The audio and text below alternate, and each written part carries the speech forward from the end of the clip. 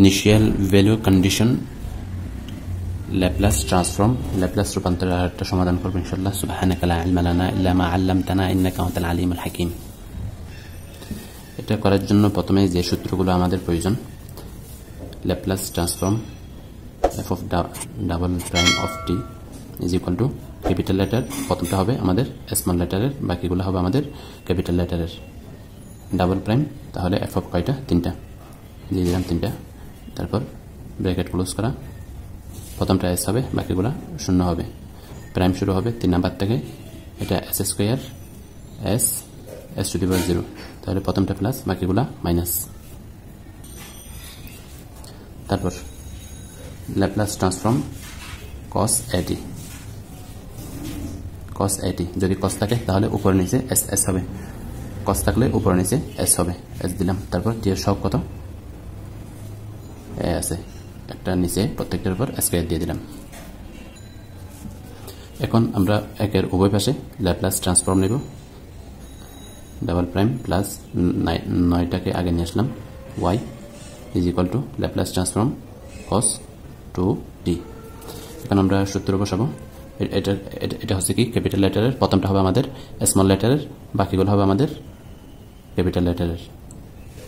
দিয়ে দিলাম, প্রথমটা ব্র্যাকেটে s হবে, বাকিগুলো ব্র্যাকেটে শূন্য হবে।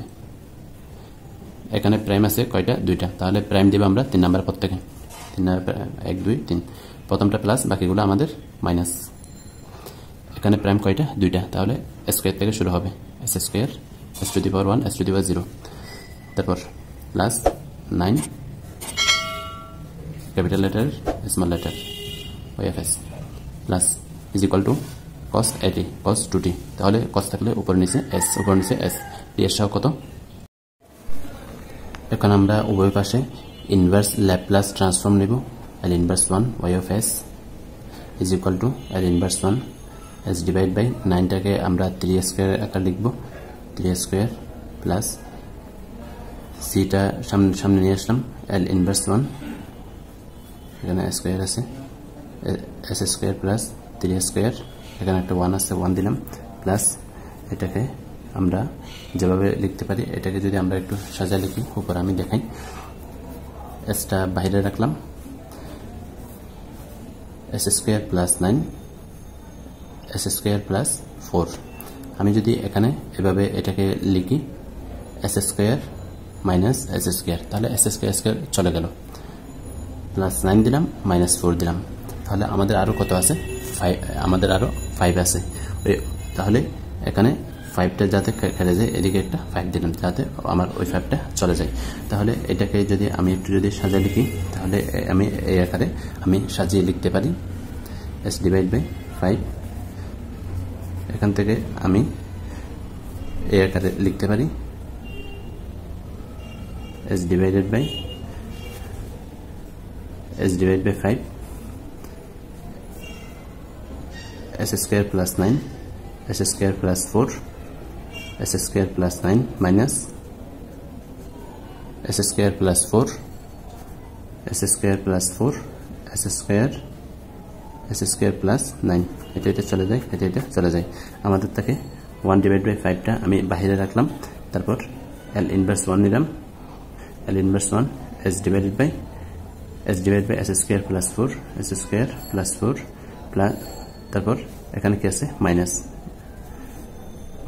l inverse 1 s divided by s square plus 3 square, 9টাকে আকারে লিখলাম, 4টাকে 2 স্কয়ার আকারে লিখলাম।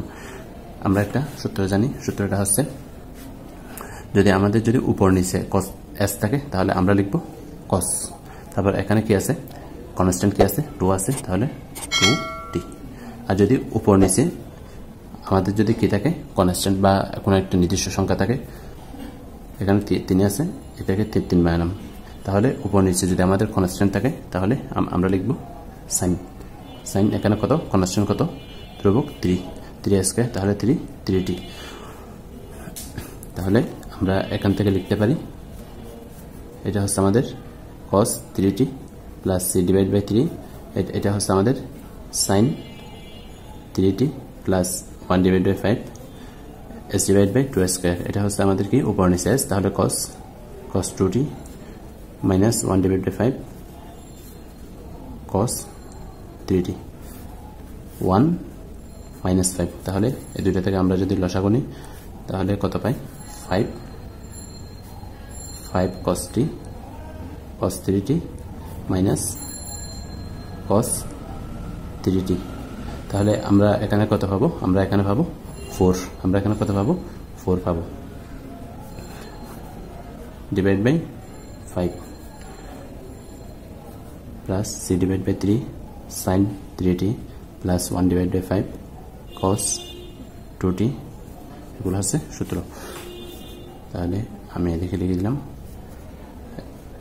s divide by s square plus 2 square Laplace transform sin 3t 3 divide by s square plus 3 square অর্থাৎ এটাকে ইনভার্স ল্যাপ্লাস ট্রান্সফর্ম নিলে আমরা sin 3t পাবো এটাকে ইনভার্স ল্যাপ্লাস ট্রান্সফর্ম নিলে আমরা cos 2t পাবো তাহলে এখান থেকে আমরা পাই এটা হয়ে যাবে আমাদের y এখানে সরক হিসেবে কি আছে t আছে t দিলাম ব্র্যাকেটে তাহলে এখানে হবে আমাদের 4/5 cos 3t plus 1/5 cos 2t plus c divide by 3 sin 3t এখন t ইজ ইকুয়াল টু আমরা যদি পাই ডিভাইড বাই 2 বসাই y পাই divide by 2 4/5 cos 3 pi divided by 2 plus 1/5 cos 2 pi divided by 2 plus c divided by 3 sin 3 pi divided by 2 আমরা জানি 3 pi divided by 2 কে কি আকারে লেখা যায় sin pi plus pi divided by 2 তাহলে plus c divided by 3 দিলাম তারপর pi plus অর্থাৎ 180 প্লাস অর্থাৎ এখানে চলে আসবে অর্থাৎ থার্ড কোয়াড্রেন্টে আমাদের sin এর মান কি নেগেটিভ c ডিভাইড বাই 3 তাহলে -1 sin pi ডিভাইড বাই 2 এখানে কত পাবো এখানে পাবো আমরা প্লাস 1/5 cos pi এর মান 180 ডিগ্রির মান -1 তাহলে এখানে 1/5 এখানে এটাকে আমরা লিখতে পারি cos 4/5 pi plus pi divided by 2 তাহলে এটা হচ্ছে কোন কোয়াড্রেন্টে pi 4/5 cos মাইনাস চলে আসবে তার থার্ড কোয়াড্রেন্টে cos নেগেটিভ তাহলে pi divided by 2 আমরা জানি cos 90 ডিগ্রির মান কত cos 90 ডিগ্রির মান 0 তাহলে আমাদের থাকবে এখানে শুধুমাত্র তারপর sin 90 ডিগ্রির মান 1 এটা 0 -1/5 minus c divided by 5 into 1 তাহলে এটা হচ্ছে 3 এখান থেকে আমরা যদি লসাগু নিই এটা সমান আমাদের -1 এটা সমান কি -1 আমাদের মান দেওয়া আছে y 5/2 সমান -1 তাহলে এখান থেকে আমরা যদি মান নিই মাইনাস চিহ্ন আগে কমন নিয়ে আসলাম তাহলে 3 পাশে 15 5c প্লাস 3